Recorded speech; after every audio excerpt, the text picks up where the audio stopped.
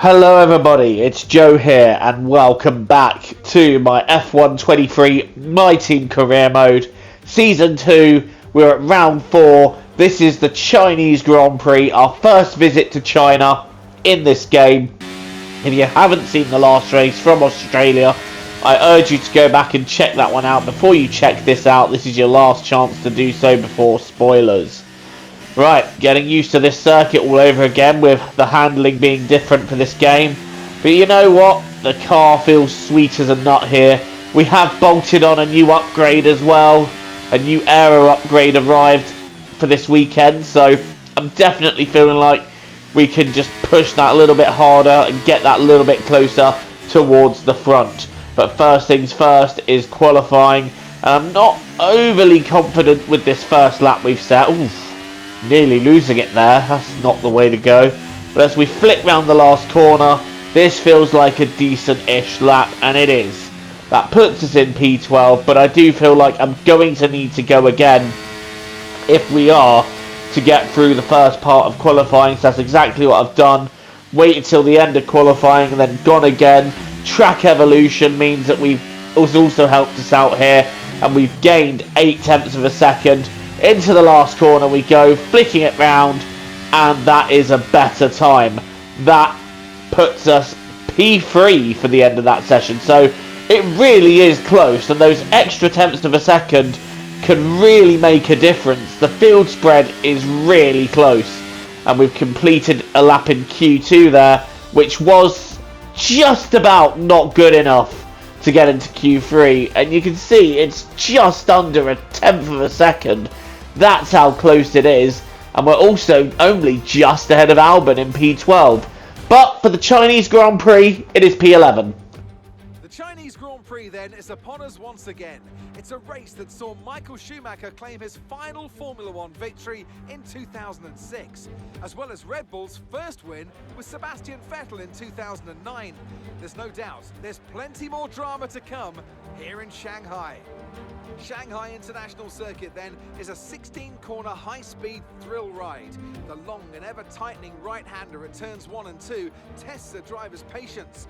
The flat, open to the elements location, test their skill in a crosswind. 2 DRS zones will assist passing, and they're available into turn 1 and down the kilometre-long back straight into turn 14.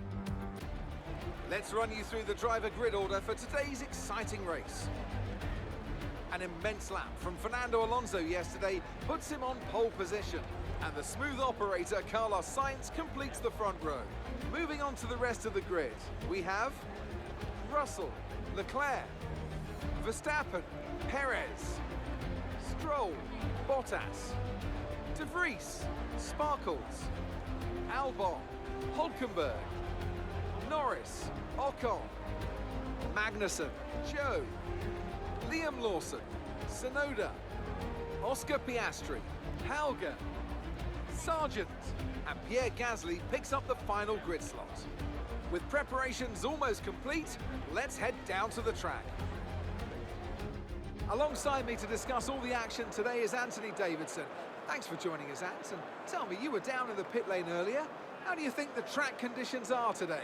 Well, the surface looks clean enough, but I'm a little bit worried about the track temperature.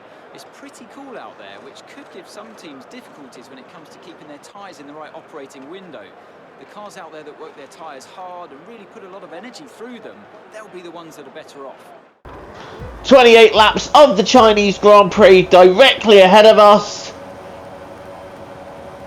And it's lights out and away we go. Fernando Alonso getting a good start, but one of the Ferraris there getting a nice jump. I think that's Charles Leclerc.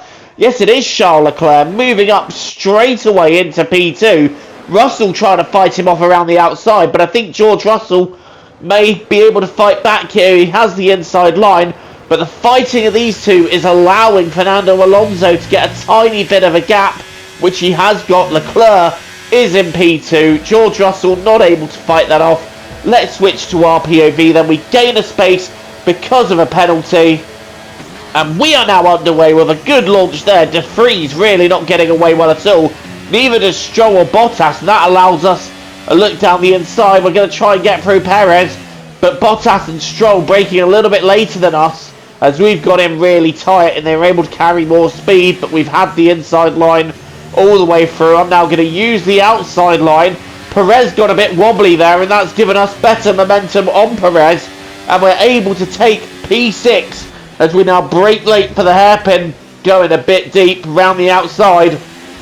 Sainz also getting a bit wobbly on the throttle there, and we've gone round the outside of him as well, up into P5 then, gaining 5 places on that opening lap to put us into the top 5. That is exactly the start we wanted there. In fact, that's better than the start we could have hoped for. And towards the end of the lap, look at this, I'm in a bit of a slipstream with Max Verstappen here.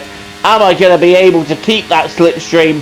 Verstappen on the hard tyres, so he's going to be struggling in the opening laps, getting those up to temperature. Verstappen goes defensive.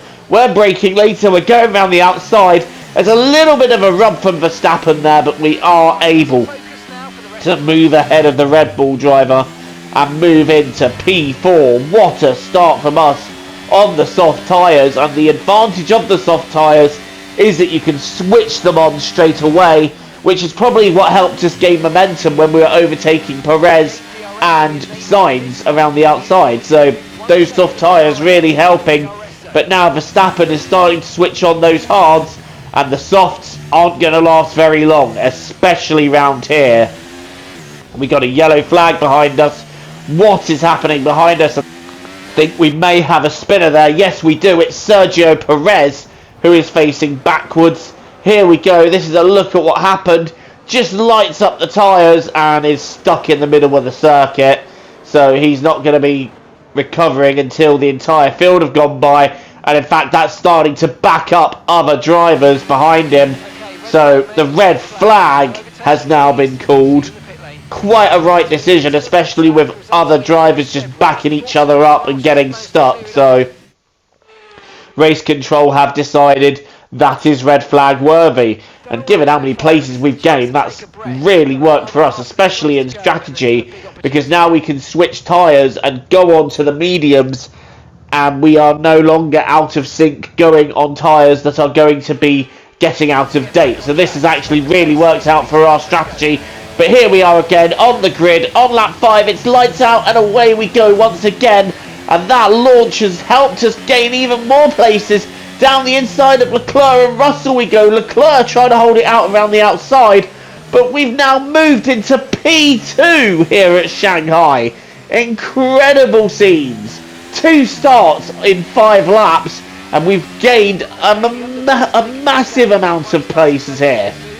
But now we've got to try and get stuck in and stay behind, stay close, should I say, to Fernando Alonso. Maybe we can get a slipstream on him, but forget it. He's already disappeared into the distance. And we're watching Carlos Sainz now having an attack on George Russell. Russell's going down the inside, so he's going to try and cover. But look at the momentum Sainz has coming out of the corner. Sainz is going to dip down the inside here.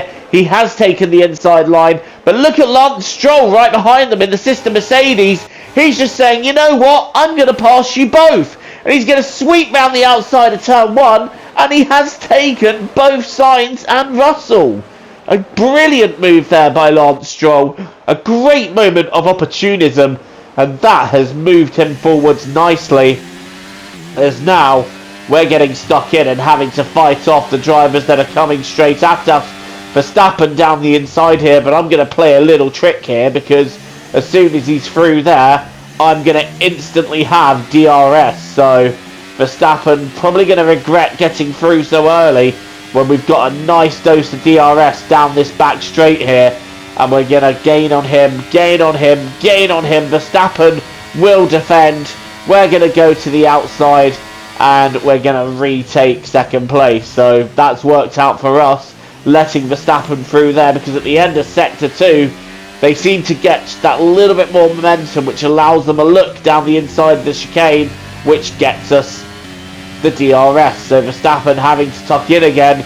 He will have DRS down the straight, but I'm just parking it in the middle of the track, so there's nowhere for Verstappen to go, and he's just going to have to wait it out. Next lap he's going to try the same thing again, and once again we're going to let him through so that we get the DRS. We're a little bit more unsteady out of the corner this time, and that might give Verstappen a little bit more of an advantage. But nevertheless, we're going to try. We're going to reel him in. Look at the slipstream working its magic. Look at the DRS working its magic. And Verstappen not even able to fight us off before the corner this time. That's P2. We are going to run deep and give him space because he has decided to take a look down the inside. But we have gained, or should I say retaken, P2. And Verstappen is just having to wait it out. Leclerc is also wanting to get involved, as is Lance Stroll in P5. But for now, Verstappen having a look to the outside. Look at the speed he's got. But we are going to keep that inside line, hold it, and Verstappen just not able to do anything as we park it in the middle on the exit of the first corner. And look at how hard Verstappen is trying. He is going to find a way through sooner than later, one would think. And here we go. Into the hairpin. We've gone deep. That's going to allow Verstappen a look. He has taken a look. But I've instantly switched on overtake so I can try and get alongside him. And we're going to go down the inside here. We're going to go side by side. But Verstappen round the outside of us. Able to take the place. And I'm not going to lie, that was brilliant by Verstappen. Just using the better momentum and getting into second. Here comes Lance Stroll now. Trying to take third, and again I've tried my trick, although this time I've gone in just a little bit too tight. That might end up costing me the place. The Mercedes is very fast in a straight line, but are we going to be able to use the DRS to our advantage? So far we are. We're getting closer, but I think Stroll might just have this one. And Stroll does have this one, so we're having to brake, and Charles Leclerc has given us a tap. I think that's Charles Leclerc anyway. Someone having a look up right up the inside line there. We'll have a replay of that as I go very deep out of the final corner, and Leclerc is in the pits. We're going to see what happened to him here. So he's just having a look for the inside. He's getting into my slipstream, and then as I brake to half attack Stroll, Leclerc just sends it and goes into me as I've already turned the corner. So Leclerc, I'd already turned in by then. He was not alongside as we went to the corner, so I felt justified in turning that corner. We got a yellow flag in front of us though. Who's that for? That looks like it's Max Verstappen slowing down. So Verstappen is now out of the race, and we're out of the race as well. As soon as Verstappen retires, the next retirement is myself, and that is gutting. That is absolutely gutting. We were having such a strong race, but in the end, the car has let us down. It is an engine failure. Oh, that one hurts. That one hurts.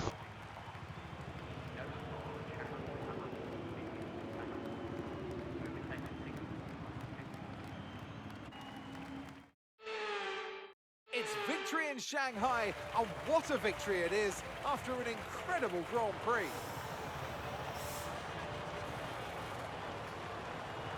What do you think it was today, Ants, that gave them the edge over the competition? I feel like consistency was probably the key today. There's being quick, and then there's being quick lap after lap after lap. If you can do that, you can capitalise on other people's errors without making many of your own. And that's an approach that can push you a long way up the field. Red Bull put up an outstanding fight for the front position today, and it's great to see it paid off for them. They do so much for the sport that you can't help but be delighted by today's race win.